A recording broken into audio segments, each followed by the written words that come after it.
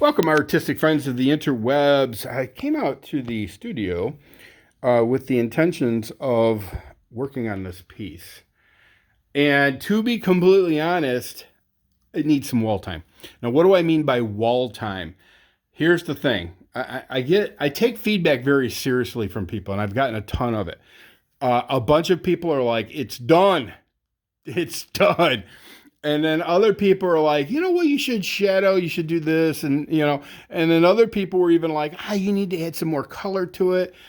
So here's the thing, and I love the feedback, but ultimately it's going to be my decision what I do with this painting. But wall time for me means just let it sit for a while. Don't do anything else and just let it chill. Because to be completely honest, sometimes after you spend a bit of time away from something, you come back with fresh eyes. And with the fresh eyes, you have a better idea of where you want to go. None of this is a race. All of it should be about the art. Not only all of it should be about the art, but the process. I mean, the creative process, it needs to fulfill itself. So I don't want to rush through it. By the way, from some of you have asked, one person asked yesterday, are these different canvases that go together? Yes. These are two canvases, separate canvases that go together. I'll explain it a little bit. Okay, you see? It's called a diptych, okay? When you put two canvases together, it's called a diptych. You paint them as one canvas. Now you can, if you want, sell them as separate pieces, or sell them as a whole. This would fit actually pretty nicely behind somebody's couch. Yeah, I mean, it's, but here's the thing. I don't sell my art cheap. I don't give it away for nothing. Put a lot of love and energy and effort and materials and all this stuff. So it may be something that's sold in two pieces. I know I've had lots of interest with this. Anyway, so three canvases is a triptych. I've never done a triptych. I like to do a triptych. I'd have to make some arrangements. I'd have to get rid of the heavy bag. If I get rid of the heavy bag, I could definitely do a triptych. I could definitely put another panel. I can't really go too far this way because there's a solid workbench in the way, and I don't want to get rid of the workbench. So I am limited. I do have other walls, but I'd have to do some construction or deconstruction or whatever to make it bigger. That wall over there would probably be pretty doable too if I got rid of the bench. Anyway, I'm getting way off track. Way off there. Wall time, very important. Keep it in mind for when you do works, and especially larger works.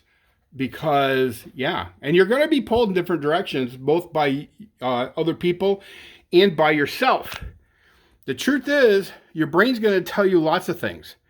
It is. It's just going to tell you lots of things. And I think some time on the wall and away from the brush is wise. I don't know how long.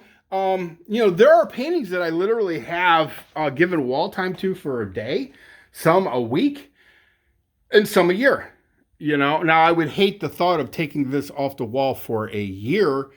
That would be rough for me, but I would look. It may happen. You just never know. I actually had paintings hanging on the wall, unvarnished, unsigned. And then one day I'm like, you know what? It's going back into the studio. It's going back into the studio.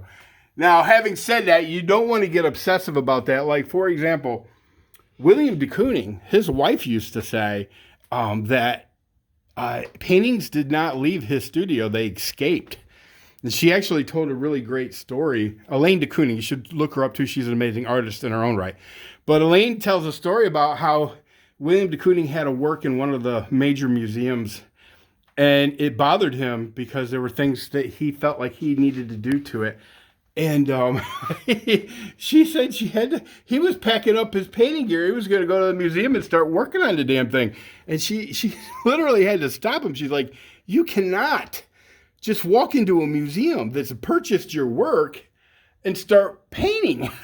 That would have been precious. So, what do you do if you're one of the head people over at the museum? Because, William de Kooning, even at that time, was a legend.